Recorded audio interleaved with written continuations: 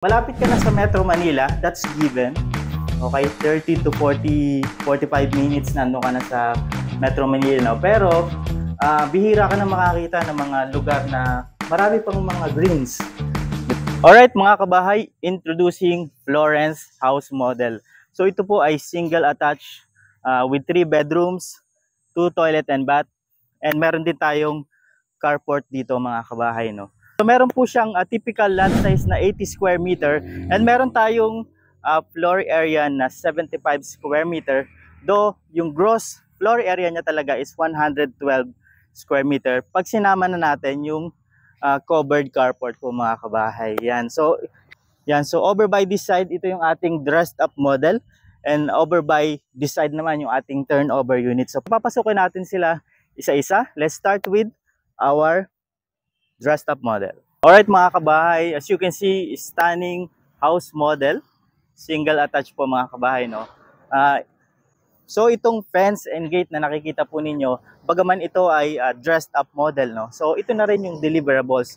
Kasama yan sa turnover ng ating bahay. As you can see yung ating design, very modern. Meron tayo ditong of course sliding window. We have awning window then. And meron tayong corner style no, ng mga na awning windows doon. Yun yung leading sa inyong master's bedroom. Napapasukin natin later on mga kabahay. No? Okay, so dito sa facade no, ng iyong bahay, meron tayo ditong walkway. Well, actually kasama to sa inyong turnover. Pwede tayong magtanim ng halaman dito in front of our house. No? So at least hindi na natin kailangang kumuha dun sa ating setback sa harapan para mag-alat tayo sa ating, yung ating landscape garden, if you may say that, no? Yan. So tara, pasukin natin yung ating dressed up model. Alright mga kabahay, so tara, pasukin natin yung ating loob. Ito po, no, makikita nyo itong tubular fence and gate. Kasama na to sa turnover mga kabahay. Yan, napakaluwag ng ating carport dito. Actually, it could fit probably two full size SUV. Yan, bagaman kung isa lang ang sasakyan po ninyo, maganda na gawin lang natin to para sa isa and then siguro yung other side i-convert natin into something else like i-full kitchen natin, no? Or pwede rin namang laundry area kasi dun sa bandang gilid meron tayong daily kitchen dun, no? Yan. Alright, so over by this side, kasama pa to sa inyong setback po mga kabahay, no? Bagaman ito naka-landscape na, no? Pero for inspiration lang naman, yung turnover natin is just bare land. Kayo na bahala kung ano pong plano ninyong gawin dito sa inyong setback sa gilid po mga kabahay. Yan, so dito sa inyong covered carport, meron tayo ditong sliding window, dalawang set. Yan, and of course, meron tayong awning window. Ito naman yung leading para sa inyong toilet and bath dito sa ground floor. Okay, so over by this side naman mga kabahay, nandito yung inyong daily kitchen. Yan. And then, itong door na to, leading sa inyong main kitchen area. Pero, papasok tayo doon sa main door mga kabahay. So, tara. Alright, so dito mga kabahay, ang luwag pa ng inyong setback dito, no? Probably mga nasa 3 meters yan, 3 meters wide. Ang ganda nung ginawa lang dito, tulad nyan. So naglagay tayo ng cemented walkway as well as nag-landscape tayo dito ng mga halaman. Pero as you can see, napakaganda ng ating facade. Nandito yung ating door, meron tayo sliding window leading sa inyong sala as well as meron tayo ditong awning window. Yan, pwede nyong buksan to. Leading naman ito sa ating stairs. So at this point, tara pasukin na natin yung inyong Florence model. Hey mga kabahay, so welcome sa inyong Florence single attached house model. Yan. Dito, napaka-spacious no, ng inyong sala. Yan. Isa sa mga napansin ko dito, ang taas ng kanyang ceiling. More than the standard, no? Kaya din yan, no, na maganda yung magiging pasok ng natural light as well as yung ventilation, yung circulation niya, no? Yan, napakaganda. So dito, yung sinabi ko sa inyo na sliding window, yan. Meron din tayong sliding window dito. Kaya naman, napakaganda ng pasok ng natural light. So yan, meron tayong mga electrical fixtures dito. Inspiration, dito natin nilagay yung ating television set. Bagaman pwede nyo namang laruin to. It's up to you naman. Maganda, lalo na kung kukuha kayo ng sarili ninyong architect, sarili ninyong interior designer or decorator, di ba? Yan. So masusunod po ninyo yung inyong navivision or navivision na magiging design ng inyong interior ng ground floor or entire house na rin, mga kabahay. Of course, from dito sa ating sala, nandito yung ating dining area. Yan, dito meron pa tayong space dahil ito yung ilalim ng ating stairs. What you can do, pwede ninyong ipasara to or pasadyaan ng cabinet. It's up to you naman, mga kabahay, no? Yan. So, nandito yung ating 6-seater na dining table. And of course, dito yung ating first toilet and bath, mga kabahay. Yan. Very spacious din, no? And ito, So dito sa dress up, makikita ninyo na kahit lagyan nyo pa ng enclosure, no, para sa shower area, maluwag pa rin itong inyong toilet space. Okay, so over by this side naman, right after ng ating dining area, dining space, so nandito yung ating kitchen area, no? Yan, nandito yung natin pinosisyon yung ating refrigerator. Meron tayo ditong kitchen countertop. Naglagay tayo dito ng mga overhead, no, na hanging cabinet. Nandito yung ating gas range.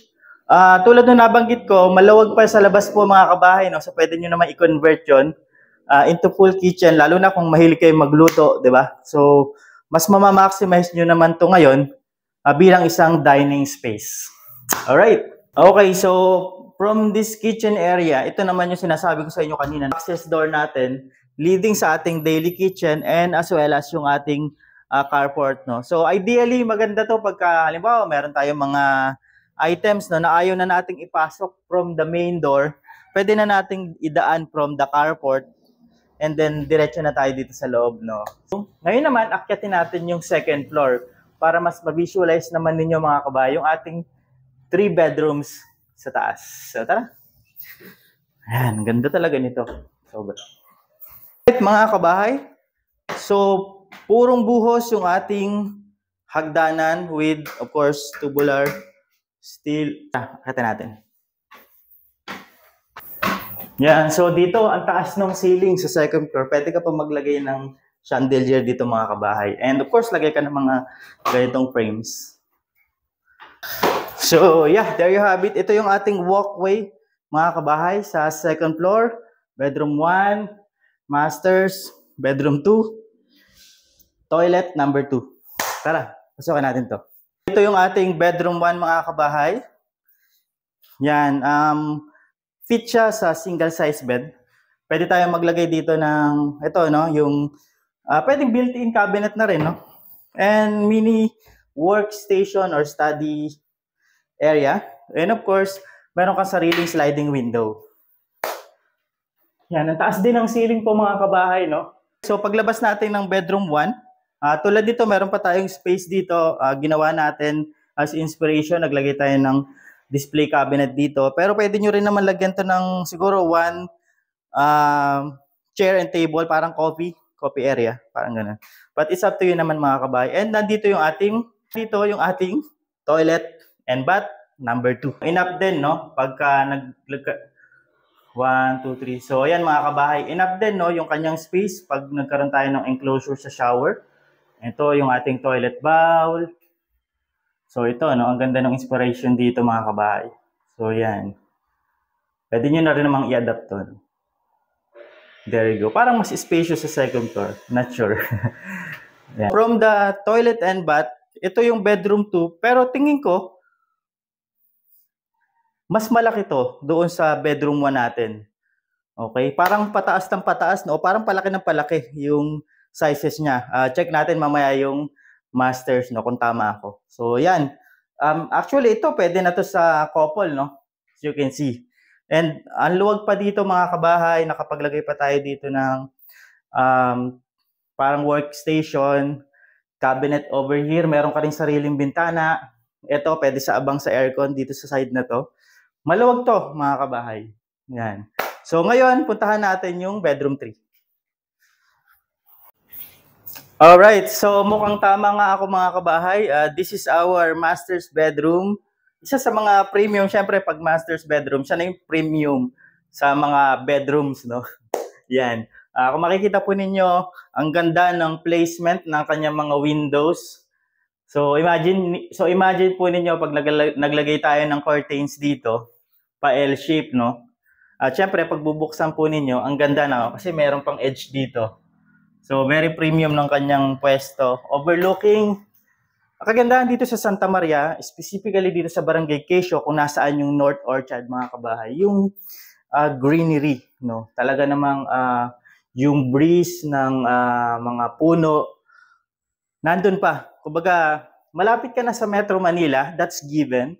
Okay, 30 to 45 minutes nandun ka na sa Metro Manila, no? Pero, bihira ka na makakita ng mga lugar na marami pang mga greens, 'di ba? So parang eyesore na kasi pag nakikita mo mga buildings and very little na lang yung mga plants and trees, no? So to see this talaga namang very refreshing, no, mga kabayan. So yeah, back to the bedrooms, master's bedroom, queen size or king size bed, right? Sobrang laki nito. Built-in cabinet dito. Yeah, it's up to you. Well, just the same lang naman kung ano yung purpose, kung ano yung need niyo dito sa isang bedroom, pwede niyo namang gawin dito mga kabahay. So isa talaga sa plus, no, hindi lang mataas yung ceiling doon sa ground floor, ang taas din talaga ng ceiling dito sa ating second floor. So kumbaga, hindi ka na pwedeng-pwede ka pa maglagay ng drop lights dito, mga kabahay. Alright. Mga kabahay, and there you have it sa ating quick house tour ng Florence House Model, single attached dito sa North Orchard Residences by Solar Resources Incorporated. So Mr. Kabahay, napakaganda ng bahay, ang ganda ng labas, ang ganda ng loob, ang ganda ng community. Ang tanong, magkano ba? Yan, so ang ating total selling price, 5,478,000. Yan.